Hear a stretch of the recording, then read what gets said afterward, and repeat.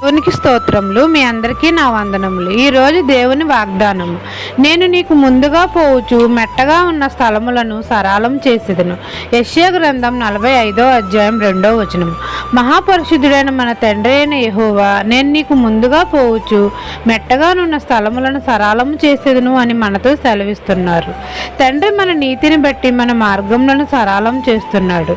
మన దేవుడైన యెహోవా మన కొరకు వెలుగును సృజించినాడు. మన అందరి కొరకు సమాధానకర్తను కలగజేసినాడు.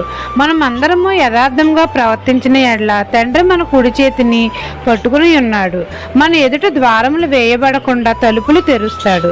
తండ్రి తన ఆత్మతో మనల్ని అభిషేకించి మనకంటే ముందుగా వెళ్ళి మెట్టగానున్న స్థలములను సరళం చేస్తాడు.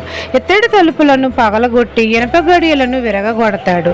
మార్గంలో కాపాడుటకు తన దూతలకు ఆజ్ఞాపిస్తాడు. రాయన్న తగలకుండా మనల్ని ఎత్తిపట్టుకుంటాడు. మన మార్గంలను సరళం చేసి ఇరుకులో విశాలతను కలగజేస్తాడు. మన సరిహద్దులలో సమాధానం కలగజేస్తాడు. ఈ దిన వాగ్దానం మీ నా జీవితాల్లో నెరవేరాలని కోరుకుంటూ దేవుని సువార్త పరిచర్యలో మీ సహోదరి. ఆమెన్.